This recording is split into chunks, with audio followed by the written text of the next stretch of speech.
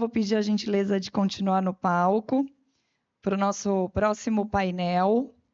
Importância das associações unirem forças.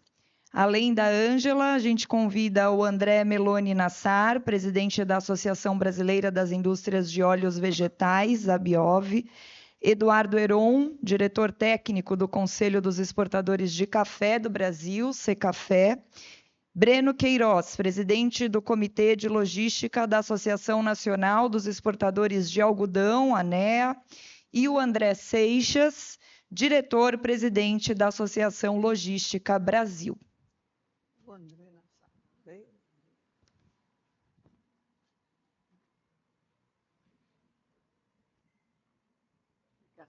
Aqui. Oi, obrigada por ter vindo. André Nassar, me parece que ainda não está presente, mas a gente vai dando continuidade aqui. Bom, nós das associações estamos sempre nos encontrando, seja virtualmente ou presencialmente, aqui em Brasília, e fazendo um retrospecto das atividades que as associações, não são só essas, são várias associações, né, presente em demandas. Assim, eu encontrei na memória várias delas que estivemos juntas, as cobranças abusivas, inspeção não invasiva, no TECOM 10, PL 4158 das ferrovias, PL 733, enfim, a gente está sempre na frente, tentando trazer benefícios mútuos para os nossos setores, né? E eu elaborei aqui algumas questões para a gente comentar. Eu vou começar aqui com o Eduardo. Aliás, primeiro que tudo, quero agradecer a presença de vocês, que são muito importantes, para a gente demonstrar o que já vem sendo feito, né? Bom, Eduardo, sabemos que os gargalos logísticos e a infraestrutura insuficiente são entraves comuns a todos os nossos setores. Quais ações conjuntas poderiam ser implementadas para pressionar por investimentos estruturais e políticas públicas de longo prazo para os portos, ferrovias e rodovias? Bom dia a todos. Quero agradecer a Ângela pelo convite. É uma satisfação sempre participar aqui ao lado do André de Seixas, do Breno, da Ângela. Apenas uma pequena correção sobre o que você falou. As entidades sempre estão atrás. Esse é o ponto que a gente vem fazendo uma reflexão, porque se a situação hoje dos gargalos logísticos elas existem, porque a carga ela também não fez o seu papel de buscar sinergias, buscar uma agenda. Outro dia, ainda conversando com uma associação, eu fiz a pergunta: qual que é a pauta da logística para a carga? A gente não tem uma pauta. Nós sabemos dos problemas, mas a gente não tem uma pauta. E nós sabemos hoje que o Brasil ele enfrenta desafios crônicos por conta desse esgotamento da infraestrutura, e não é uma questão apenas do Porto de Santos, né? A gente vem conversando, vários portos no Brasil têm as mesmas dificuldades. E o que a gente observa é a dificuldade que a gente tem de ter uma pauta, né? De encarar os desafios logísticos. Hoje nós estamos correndo atrás do prejuízo. É ruim porque as cargas aumentaram. Quando a gente olha a movimentação de contêiner em 10 anos, segundo os dados da ANTAC, nós aumentamos a movimentação de contêiner em 51%. A infraestrutura do país não cresceu na mesma proporção. E por conta desse crescimento da carga, hoje nós pagamos uma conta muito cara. Os prejuízos de detention, pré-stack e armazenagem adicional, porque a carga ela acordou tarde para o problema e agora está correndo atrás do prejuízo.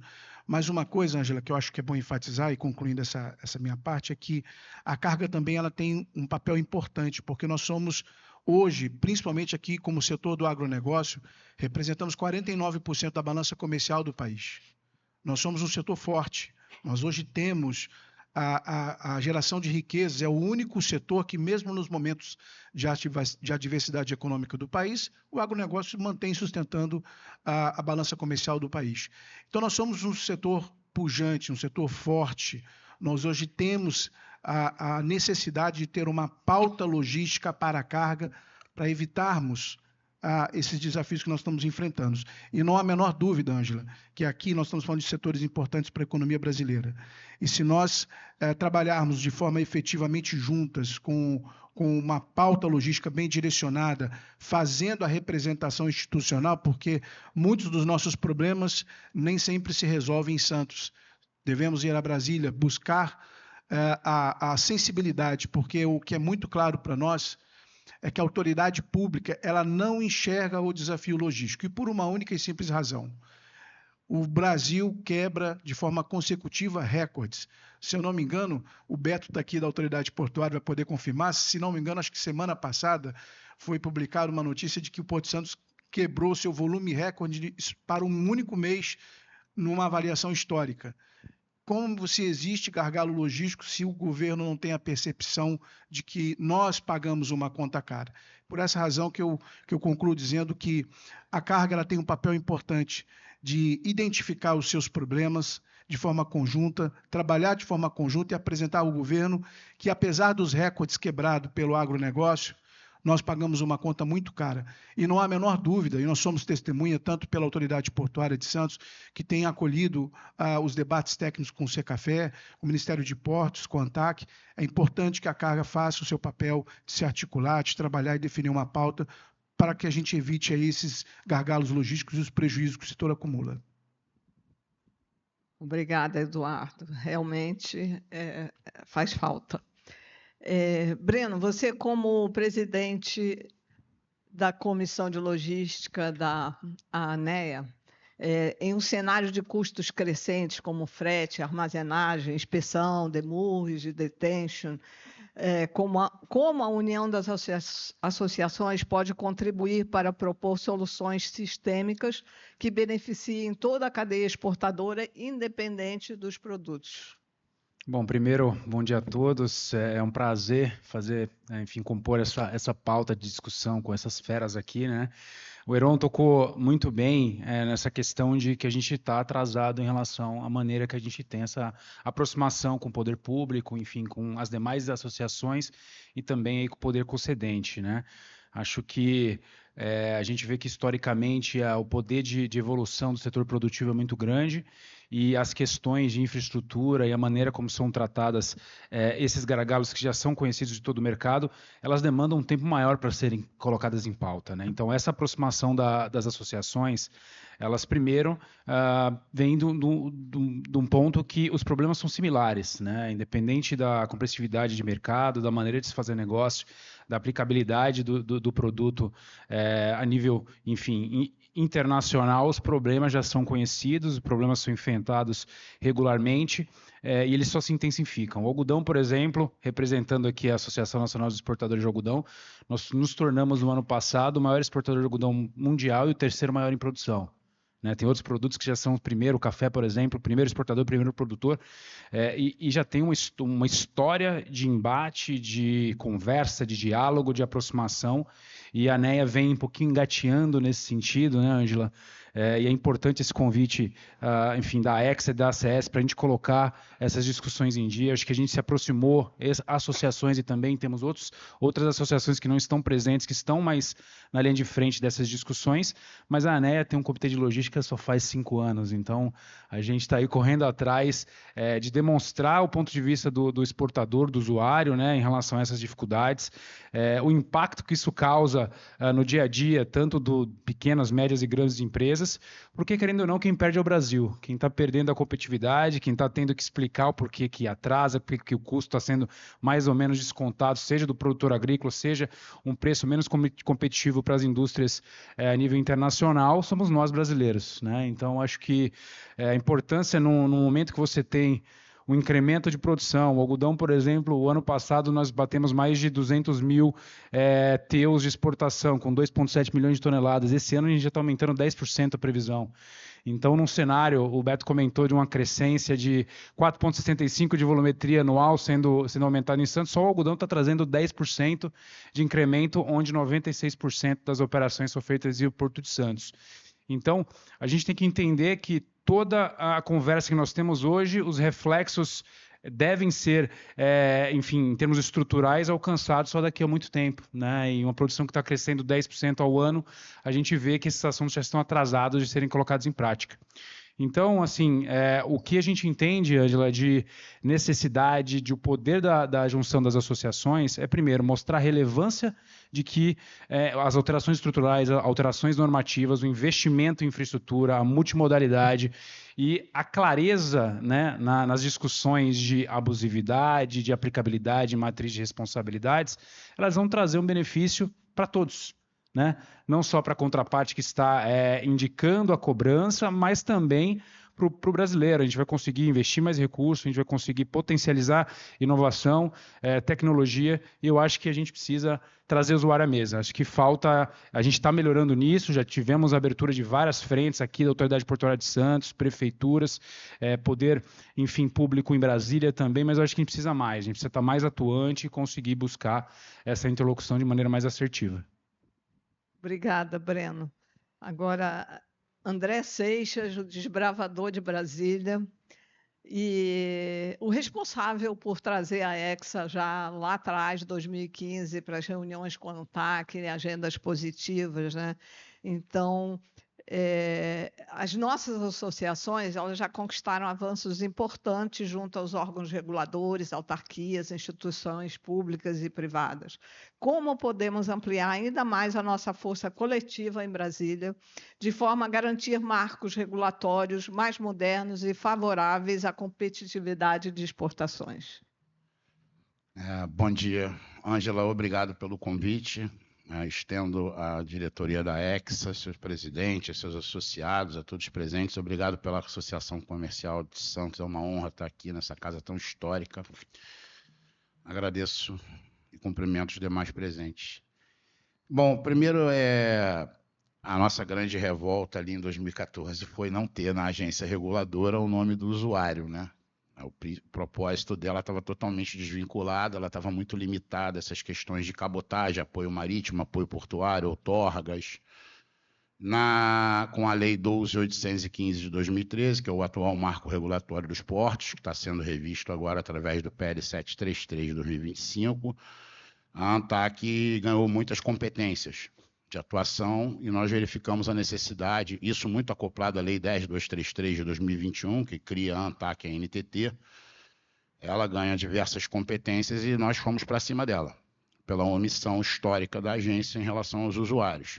Parte do princípio de que todo o dinheiro que alimenta a cadeia logística sai da carga. Então, sem carga não tem logística. A logística, por si só, ela não gera riqueza em lugar nenhum. Ela precisa da carga para gerar riqueza, né? E verificando isso, a gente começou uma briga intensa ali, né? E verdade, com denúncia ao Ministério Público, denúncia ao TCU, ganhamos todas. E foi fundamental ali para que a gente tivesse o grande início. Foi, na verdade, o primeiro passo foi a Resolução 3274 de 2014, que veio a trazer, após regulamentação da Lei dos Portos, ela veio fazer a regulação da 12.815 do decreto, né? E depois nós tivemos a RN 18, que é uma norma inédita no Brasil que regula a relação dos usuários com os armadores e trata de outros assuntos de cabotagem também, para encher um pouco aquele bolo, né? Na verdade, o que interessa a gente é a relação. Foi um avanço, melhor norma on-paper do mundo, e que agora os usuários começam a se valer dela com mais força e vendendo resultado. Quanto mais denúncias tiverem, mais a agência vai atuar. Não adianta que a agência não vai atuar em cima do que eu chego na reunião e falo, tem que mostrar fatos concretos. Posto isso, eu acho que a gente só vai se desenvolver de verdade quando as entidades de usuários, primeiro ponto, forem mais unidas, tá? Eu, lamentavelmente, eu tenho minhas posições técnicas, a Logística Brasil tem suas posições técnicas, e me parece que divergir de algumas entidades é proibido, porque elas começam a excluir você. Um outro ponto que eu acho, Breno, eu sou a pessoa que não tem muita papa na língua não, tá? É por isso que eu estou aqui. Um outro ponto que eu acho é que a gente tem que conviver com opinião divergente, nenhuma entidade pode aturar que outra seja excluída porque diverge. Isso está errado. A gente precisa de agregar. Se você olhar as entidades de terminal, as entidades de armadores, as entidades de apoio, as entidades de todos os nossos setores, elas são muito unidas. E a gente não tem isso, lamentavelmente. tá? Isso é ruim por quê? Porque tira a diversidade do debate, tira a visão. Alguns conhecem uns pontos mais, outros menos, né? Então, e não quer um debate técnico. Na hora que você chama para fazer um debate técnico da divergência de opinião, geralmente fogem desse debate porque não tem argumento. Um outro detalhe que a gente precisa, além da nossa união, além de aceitar opiniões divergentes, que é fundamental para o nosso desenvolvimento, é a gente não querer ter protagonismo de nada, sabe? Eu acho que todo mundo tem que construir a coisa no mesmo caminho. Nós acabamos de nomear na associação uma diretora de petróleo, gás e energia, e eu falei para ela, olha, todo o bônus do seu trabalho é seu, o ônus a gente racha porque eu sou o seu presidente, eu tenho que te proteger. Então, eu não posso deixar que aquele que faça realmente apareça, não posso querer tapar o sol de ninguém. Então, a gente precisa amadurecer as nossas relações entre nós. Nós somos muito infantis com isso. Sabe, tem gente, infelizmente, que não estão na mesma linha dos interesses de entidades sérias que querem, sabe, fazer pelo setor. Parece que quer ter protagonismo encerrado. Bom, posto isso, acho que eu respondi sua pergunta de forma bem objetiva e clara.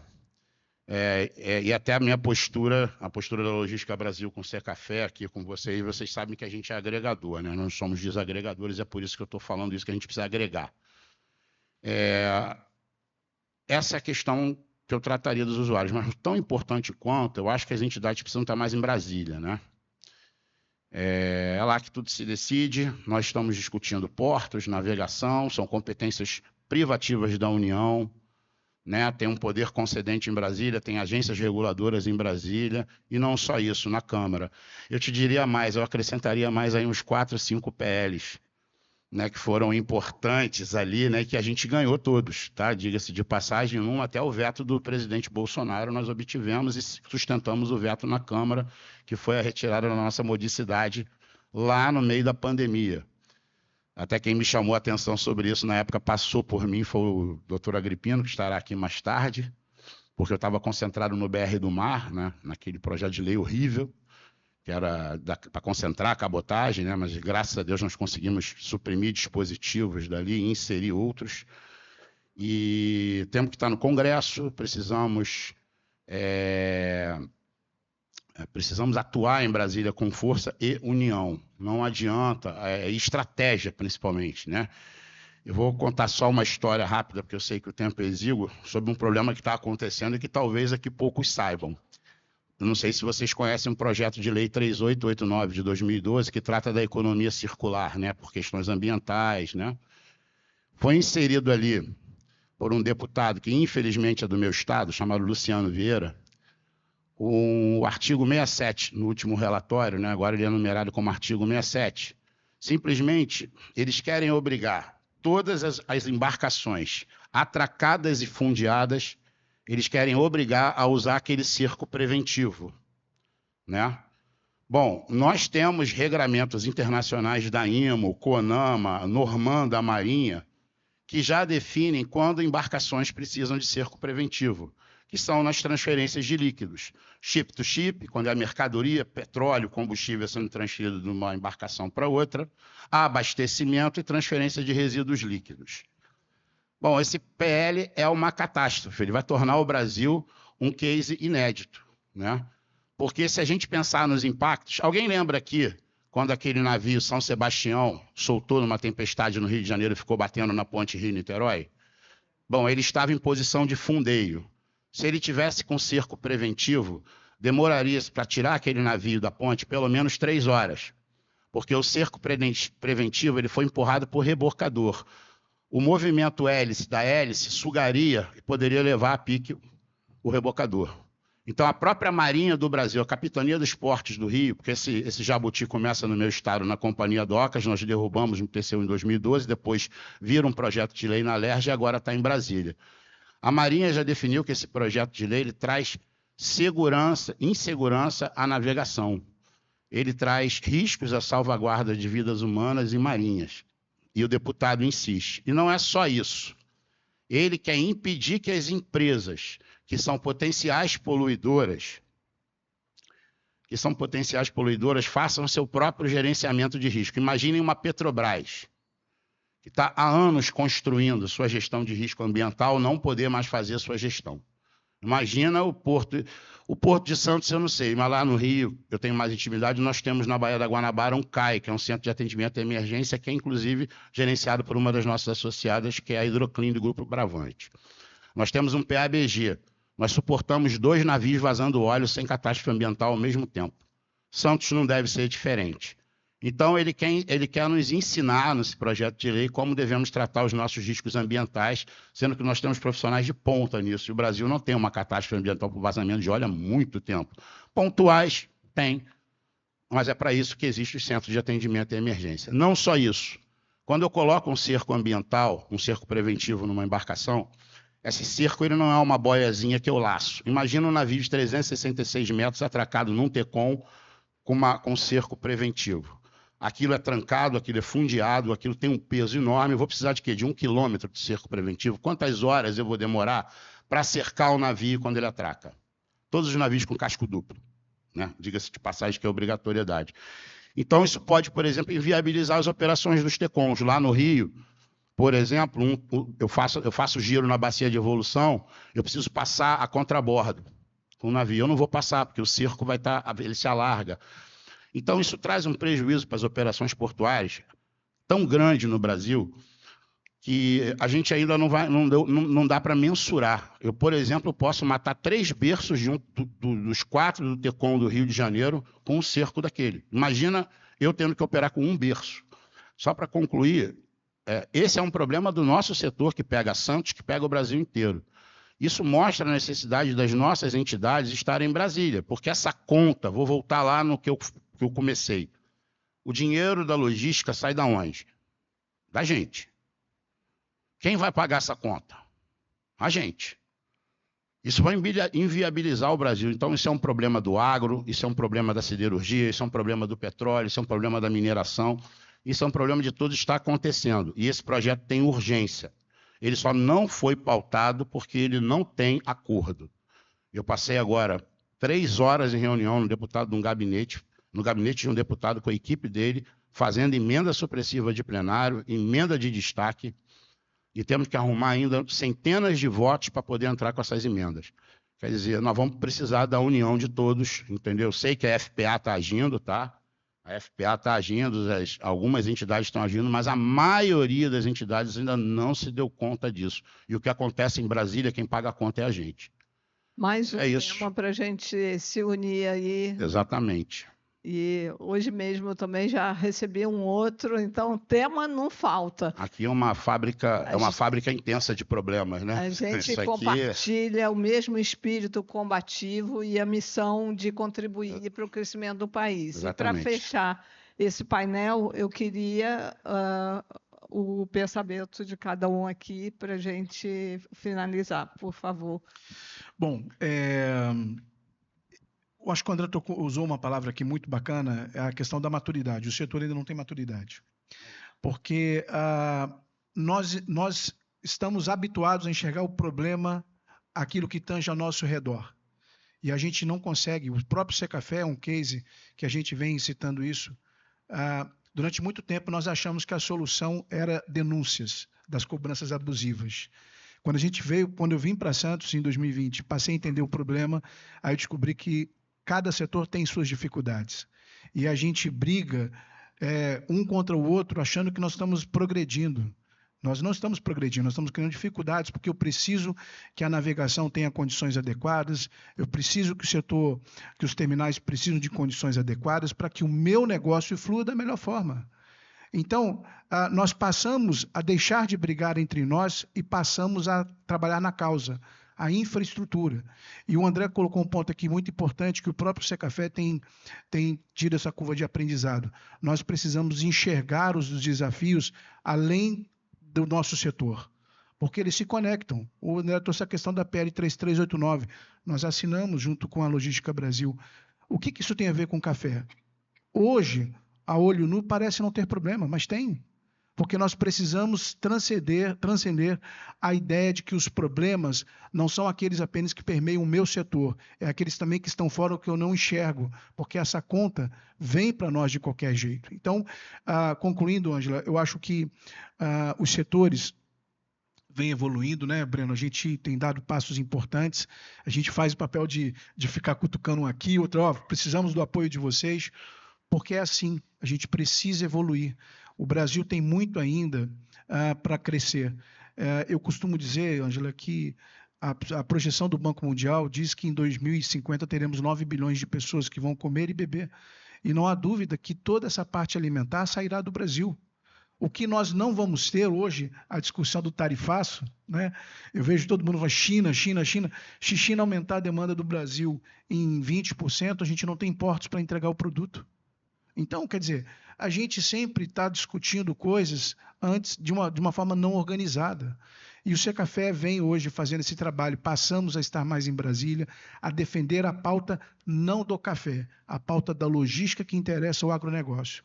Isso é importante. Nós não queremos aqui, Ângela, exercer protagonismo. Aqui acho que todos nós trabalhamos para associados, né? E os nossos associados nos cobram. Então, nosso papel é resolver o problema dos nossos associados. Se isso abarca outros temas, isso para nós não importa. Não é o Secafé que tem que ter o destaque. O que nós queremos é que as nossas associações sejam fortalecidas. E último recado, Ângela, e aí agora para o pessoal do açúcar. Eu tenho dito no café que se nós queremos uma instituição forte, nós precisamos fazê-la forte, nós precisamos investir, nós precisamos aumentar recursos, porque isso se chama investimento, não é despesa, porque estar em Brasília de forma regular custa caro, né? Mas pensa quantos milhões ou bilhões nós estamos trabalhando para tentar mitigar o risco de vocês. Então, eu tenho dito que se os membros de associações querem uma instituição forte e grande, valorizem, incentivem, invistam, porque ela vai ser aquilo que vocês determinarem que ela seja. Se for uma entidade pequenininha, ela também será pequenininha. Mas os nossos desafios são maiores e nós precisamos de entidades com musculatura, com força, com influência, e o agronegócio por si só, em conjunto, já é uma força. Então, nós precisamos cada vez mais buscar maturidade, ter uma pauta logística coordenada entre vários setores, para que a gente faça a força do agro valer e avancemos aí nesses desafios logísticos. Obrigada, Eduardo. Breno.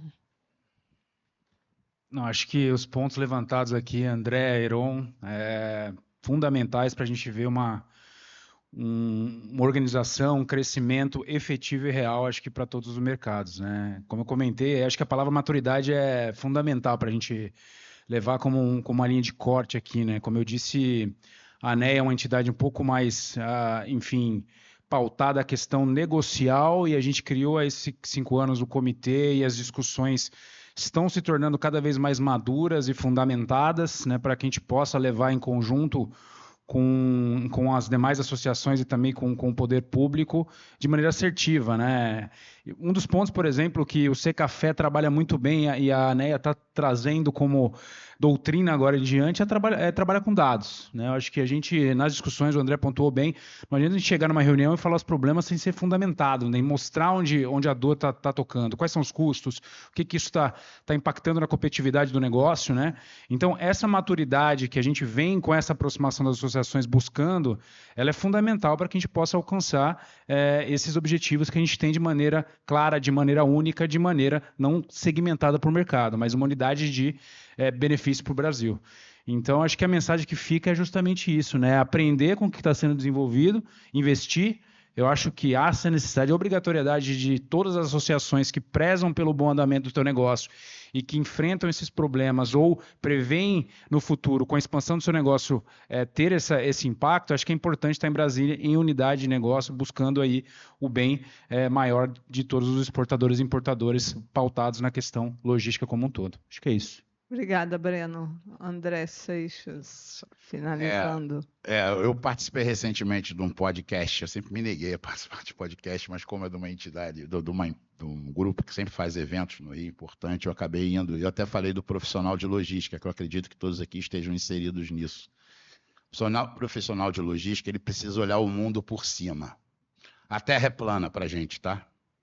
E a gente tem que olhar por cima, porque se a gente olhar aqui pelo lado, a gente não vai ver nada. Então a gente só começa a enxergar a dor dos outros quando a gente olha por cima. Então a gente começa a ver toda a cadeia. Ó, isso aqui está me impactando, isso aqui vai impactar ele.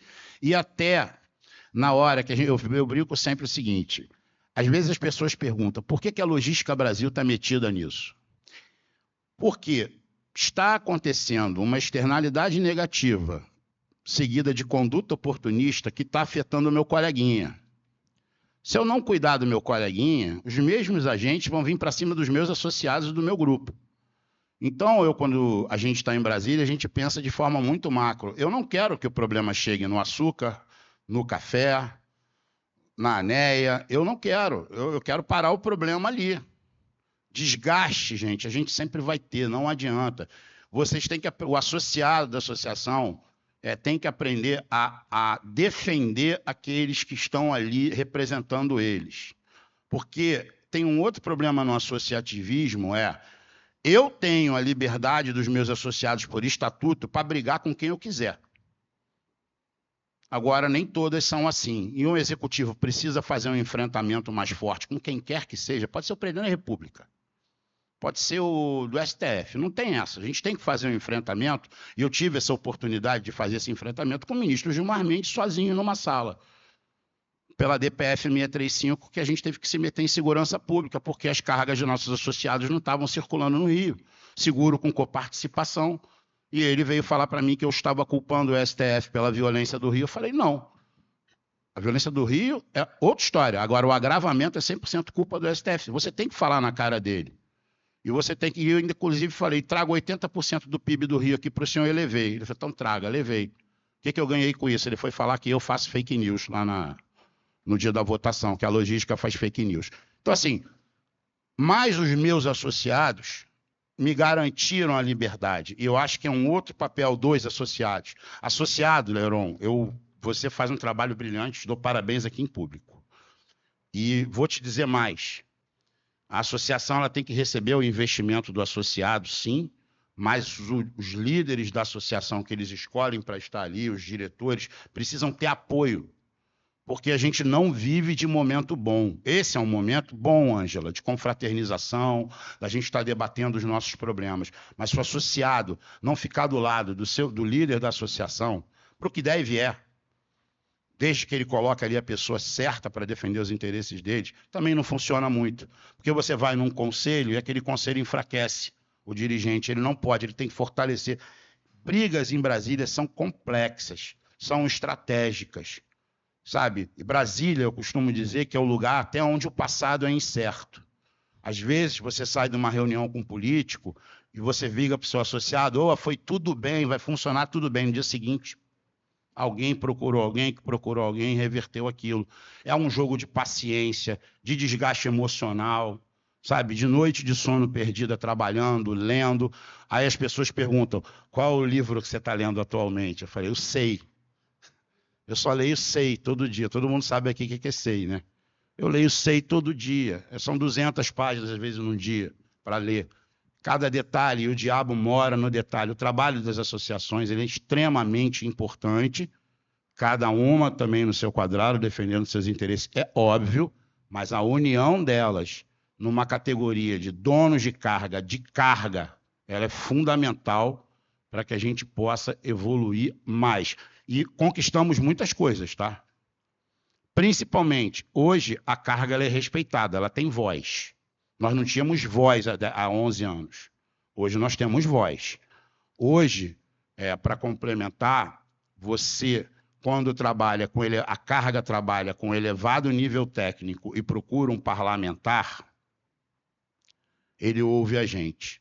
Né? Você vê, o Eduardo falou aqui em regulação, a gente comentou brevemente de regulação, mas o Eduardo tem nos apoiado lá, o Secafé, junto com a Logística Brasil, na questão dos orçamentos das agências reguladoras. Só a Logística Brasil trata com 6 agências reguladoras, porque eu tenho apoio marítimo, apoio portuário, cabotagem, né, operador portuário como associado contribuinte.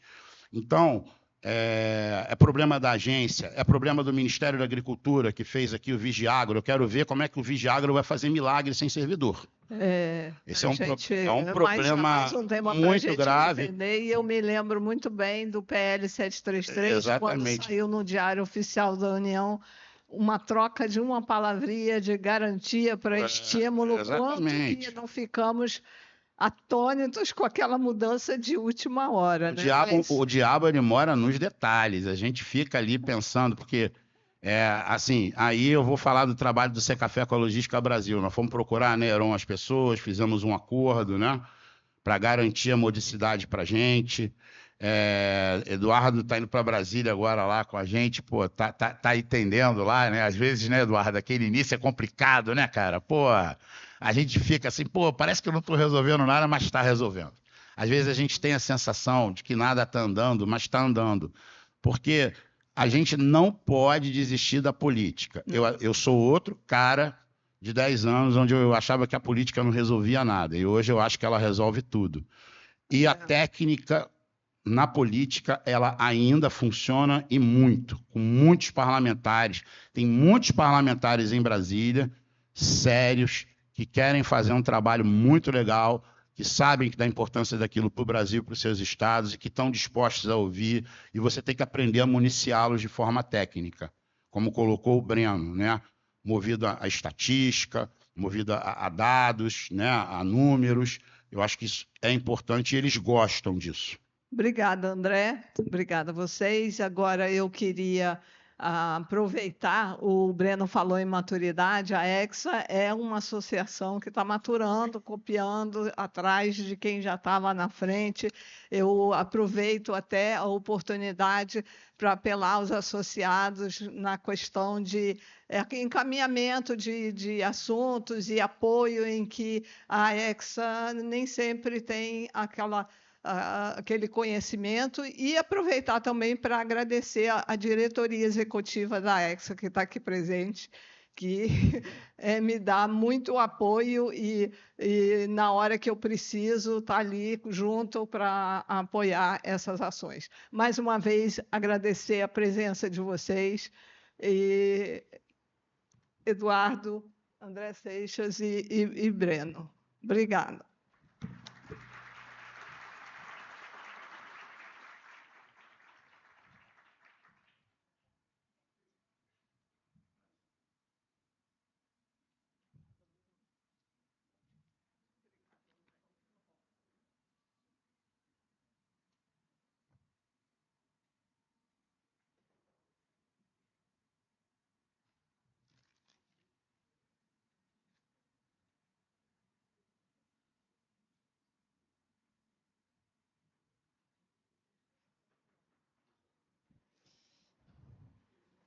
Muito obrigada aos participantes.